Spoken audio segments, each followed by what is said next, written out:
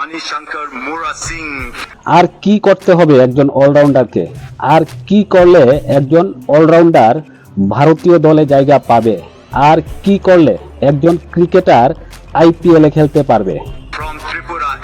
মণিশঙ্কর মুরা সিং ত্রিপুরার একজন ক্রিকেটার। মণিশঙ্কর মুরা সিং ছোট্ট একটা স্টেটকে রিপ্রেজেন্ট করছে, শুধুমাত্র এটাই কি কারণ? এই কারণেই কি মণিশঙ্কর মুরা সিং ভারতীয় দলে বা আইপিএলে চান্স পাচ্ছে না? ত্রিপুরার নামটাকে আবারও উজ্জ্বল করলো ত্রিপুরার অলরাউন্ডার, ত্রিপুরার চ্যাম্পিয়ন, ত্রিপুরার Ben Stoke Manishankar Mura Singh. 598 runs. ত্রিপুরাবাসী হিসেবে গর্বিত, কিন্তু মন খারাপের দিন, কারণ এরকমের একটা অলরাউন্ডার ভারতীয় দল বা ভারতীয় এ দল বা আইপিএল এর মতো আসরেও কিন্তু চান্স পাচ্ছে না। ভিডিও শুরু করার আগে মণিশঙ্কর মুরা সিং এর জন্য রইল অনেক শুভেচ্ছা, শুভকামনা এবং কনগ্রেচুলেশন ত্রিপুরার নামটাকে ভারতীয় ক্রিকেটে এবং আন্তর্জাতিক ক্রিকেটে উজ্জ্বল করার জন্য। মণিশঙ্কর মুরা সিং কিন্তু এবার ভারতীয় কোচ রাহুল দ্রাবিড়ের হাত থেকে পুরস্কার ছিনিয়ে আনলো। The Lala Manad Award for the best all-rounder in Ranji Trophy cricket in 2019-20. হায়দ্রাবাদে অনুষ্ঠিত বিসিসিআই এর বর্ষসেরা ক্রিকেটারের পুরস্কার হিসেবে লালা অমরনাথ ট্রফিতে ভূষিত হলো ত্রিপুরার allrounder Manishankar Mura Singh.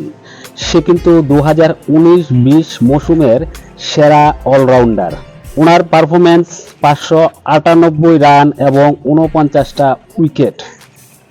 598 runs, 49 wickets. What a player. কিছুদিন আগে কিন্তু মণিশঙ্কর মুরা সিং এর নামটা ইন্ডিয়া এ দলের জন্য সিলেক্ট হয়েছিল, কিন্তু পরবর্তীতে নামটা বাদ পড়ে যায়। কিন্তু কেন?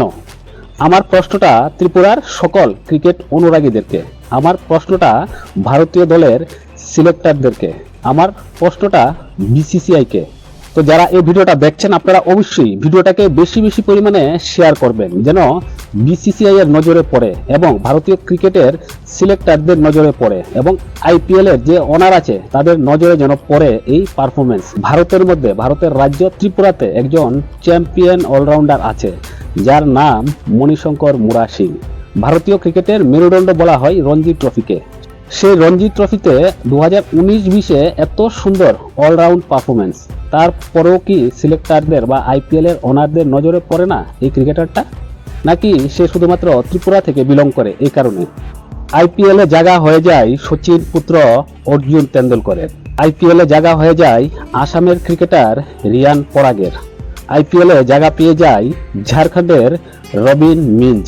ওনাদের কি একেবারে পারফরমেন্স, ওনারা কি একদম ভালো খেলছে ঘরোয়া ক্রিকেটে। আপনি যদি ওদের সাথে মণিশঙ্কর মুরা সিংকে তুলনা করেন তাহলে কিন্তু কিছুই না।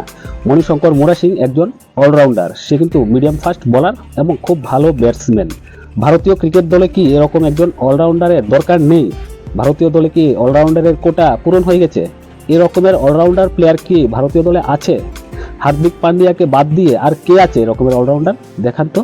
সো বন্ধুরা, আপনাদের কি মতামত? মণিশঙ্কর মুরা সিং কি ভারতীয় দলের যোগ্য নয়? মণিশঙ্কর মুরা সিং কি আইপিএল এ খেলার যোগ্য নয়? সেটা অবশ্যই কমেন্টস করে জানাবেন। আপনি যদি মণিশঙ্কর মুরা সিং এর একজন সাপোর্টার হয়ে থাকেন তাহলে অবশ্যই ভিডিওটার মধ্যে একটা লাইক করে ভিডিওটাকে বেশি বেশি পরিমাণে শেয়ার করবেন। সো বন্ধুরা, আজকের ভিডিওটা সম্পূর্ণ দেখার জন্য আপনাদেরকে অসংখ্য ধন্যবাদ। পরবর্তী ভিডিও দেখার জন্য চ্যানেলটাকে সাবস্ক্রাইব করবেন। আবার দেখা হবে আপনার সাথে পরবর্তী আরেকটা গুরুত্বপূর্ণ ভিডিওতে। পরবর্তী ভিডিও দেখার আমন্ত্রণ রইল। এই সময়টার মধ্যে সকলে ভালো থাকবেন। টাটা।